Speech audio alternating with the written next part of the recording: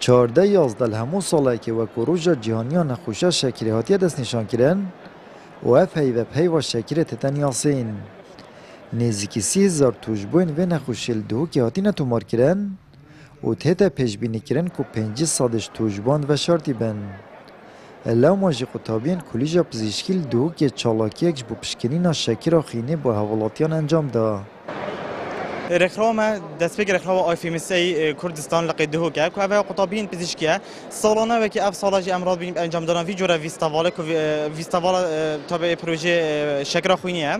که اف ویستاواله هیوا 11 هیوا نوامبر امشه بیشین هیوا جهانیا شکری دیده انجام دادن تایبت روزه بهات دارن که بیشتر روزه 14 پیوه جبوی پروژه ل اف سالاج بر چند ظروف که مهبونیش بر نخوشا کروناه نشین توی روزه دابخو انجام ده لما مد افرقده انجام ده. هیوا یازده وکی همی زنان هیوا جهانی ها شکریه ادوه هیوا دا مفردی رابی گران پروژه کی کته دا ام فحصا بو عالم بکن پشکنین یه شکره یه زخته و گلک پشکنین دیجی هر وساره جگا دیار کریه نخوشه دیوره که ندف دکتورت شورزا دو جور نخوشی شکری هنو جور دوی در انجام شواز جیان کنه ساخلن پیداد بید. الدیف ستانداردن جهانی رجا توجبان 9.3 ساده لیل پارزگاه دو که رجا گلک زیده تره و نوبر 11 تا 12 ساده نخوش شکری ها برف زیده بونه چید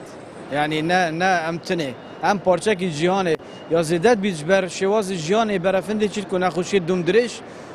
پتر پیدا بن هر ما کردستان بیتن آن پارزگاه دو که از درست نبم رقمی دا بس 11 ساده پتره شواز جان اینه ساخلم چه قزمن قلوی خارنا زیده دونو شیریناهی نلوین به ورزش بی استرس عجزی و ترس و نخوشی درونی اوه همی فاکترن کم برف زیده بونه چید کن لوانو که دنیای همیه ولی هر ما کردستان جی فاکتر همی میتین ما دو جورت نخوشی شکریت هین جوره ایکی کو او جورت لبچیکاتی المرو ویدیارت کتن و برای پتریان نخوشانش بود چرا سریع پتویب درزی کن انسولینت بن لی جوره دوی امشین بجینش خمساری امرو ویدرز بیتن شواز جیانه نساخلم که موارزشی یانجی خانه نساخلم هر دو جور شکری امشین کنترل کن حتی راده کی تایبتی جوره دوی امشین کنترل کن تمامی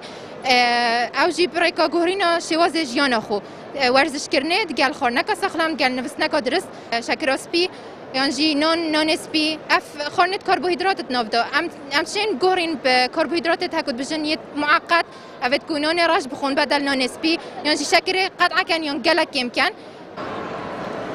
نلوین و ترس و فشار درونی و خارنان ساخلم فاکترین سرکینش با توجبون بشکره